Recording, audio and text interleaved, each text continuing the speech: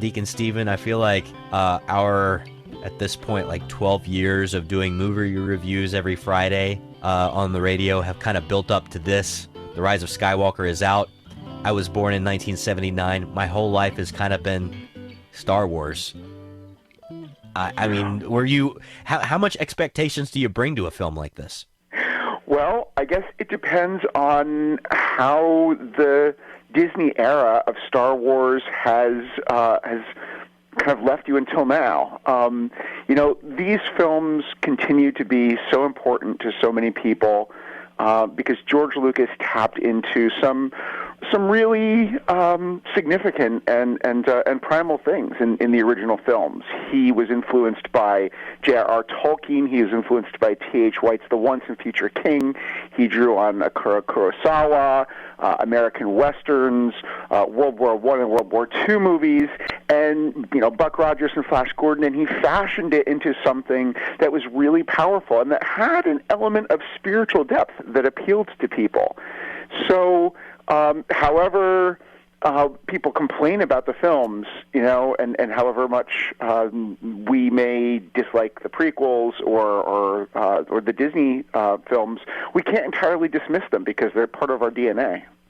Yeah, and the one person that is in that mix that you didn't mention, but I have mentioned before, is Joseph Campbell in this Hero with a Thousand Faces. And this is the reason that people send their kids to schools. Why non-Catholic kids will sometimes send their kids to Catholic schools so they can get that classical ed, right? To learn some of these key themes that have been such a huge part of human history, of good versus evil, of redemption, and all that stuff. So J.J. Abrams has all that on his plate as he has to figure out how he's going to wrap all this up. Now, The Force Awakens was a lot of fan service, and I think, well, at this point, Deacon Steven, I've got a lot of Star Wars fatigue, and I would be happy if this was just like 2.5, 3 hours of just pure fan service. I mean, what does J.J. Abrams do here? Well, so first of all, he's going to deal with the fact that the last Star Wars film, this trilogy is a kind of a sandwich with J.J. Abrams on the outside, and the inside is Rian Johnson's The Last Jedi. And Rian Johnson really wanted to try to destroy Star Wars in order to save it. He felt like the franchise had to kill the past, that The Force Awakens was too reverential, too concerned not to change anything, and that was really never George Lucas's modus operandi. I mean, that "No, Luke, I am your father" moment in the original, in The Empire Strikes Back, that was earth-shaking, that was revolutionary. And then the redemption of Darth Vader, these were bold, creative choices that you don't get when you're discussing things in a committee. And the new Star Wars films have that committee feel, not surprisingly. I mean, they're being produced by Disney. So Rian Johnson wanted to do something different in The Last Jedi. I don't think he was successful, but it was an effort. Fans overwhelmingly, or many fans overwhelmingly, rejected it, and Disney brought back J.J. Abrams to try to give people back the thing that they want, which is nostalgia. That's what Abrams excels at, and that's really what Disney is selling. So it's a movie that's kind of at war with its own context, and even in a way with itself, because Abrams is much better at beginnings than he is at endings, and the feeling that I get here is he's trying to make a movie that throws in absolutely everything to make people happy, and that at the same time avoids doing absolutely anything that can make anyone unhappy. And when you do that, usually the result is that you don't make anyone really happy. Yeah, ask any pastor. Right? This is what happens when you're trying to run a parish where you make everybody happy and suddenly, everybody's mad at you. What happened? But you mentioned this idea of J.J. Abrams having this deep reverence for the Star Wars franchise, and Rian Johnson and even George Lucas himself saying, well, we have to kind of keep on kind of blowing it up and figuring out how to redo it. There's so many versions of Star Wars that happened before Star Wars ever even went to the screen. That being said, there are a couple of those sort of hero-killing, or at least myth-killing moments in the franchise that I feel like have done some kind of major damage to what Star Wars could be in terms of its mythology.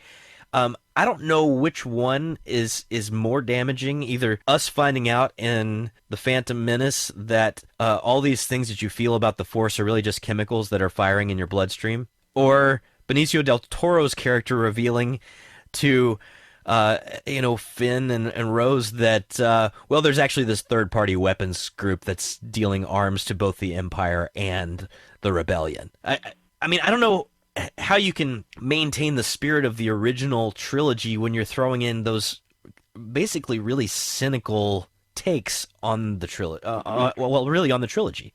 Yeah, and Rogue One was also a film that revealed a kind of dark underbelly to the rebellion. That we had Rebel Alliance members who were assassins and terrorists, and to me, Star Wars should be white hats versus black hats. It doesn't mean you can't have ambiguous characters, but the two basic sides are mythological good and mythological evil. And one of the problems with the franchise is that as it goes on, there's a phenomenon that I call shrinking world syndrome, where the universe gets bigger and bigger, but the cast of important characters becomes more and more closely interrelated. You discover all of these hidden connections that Darth Vader built, and Darth Vader, when he was a boy, built C-3PO. Not only is he Luke's father, but he's also Leia's father. And then we find out that Palpatine is everybody's father. So, it becomes... They're calling it now the Skywalker saga, because really this one family is determining everything for the universe. And I think shrinking world syndrome at an early stage can be interesting, and then it starts to become monotonous. At this point, I think it's actually a moral problem. I do too.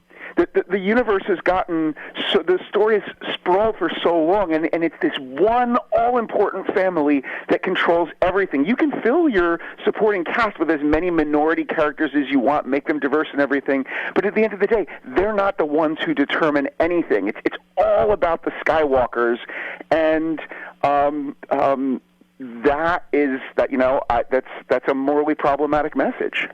Yeah, it is morally problematic. It's very different, I think, from the troops of Gondor rallying around Aragorn, the true king. That's a different kind of thing than saying, well, what really matters is the Skywalker family. It doesn't matter how many X-Wing pilots die, because that's just kind of background noise. Exactly. So, in the original Star Wars, George Lucas's idea was that the Empire was this military-industrial complex that didn't take an individual fighter, the power of the individual, seriously, and that's why we were able to destroy the Death Star. That's an interesting idea. In Return of the Jedi, good triumphs over evil because of the power of love, because of the bonds between a father and son, not because Luke is the most awesome superhero who's ever lived.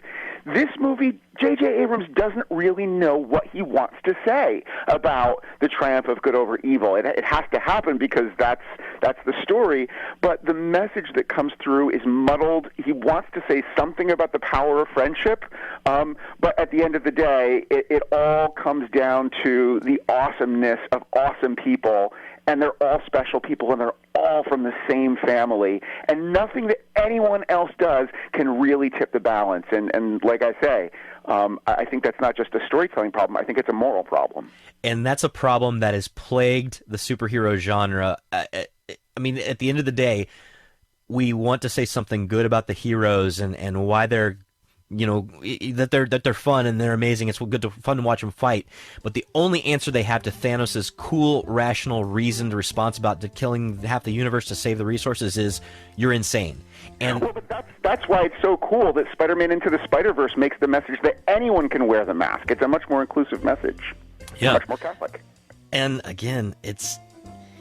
A lot of people want to say the moral thing, but they're afraid of the implications of saying it fully, and it's very frustrating to me. In any case, I'm going to see the movie anyway, Deacon Steven. So many people are. That's why I wrote my review. I appreciate it. It's up at decentfilms.com and ncregister.com. Have a Merry Christmas, and we'll talk to you in the new year. Merry Christmas, Matt. All right. Whew. Got that out of my system. Man. Again, thank you so much for being part of the Sunrise Morning Show in 2019. We'll talk to you next year. Best of the Sunrise Morning Show next week. May God bless you and keep you and grant you his peace.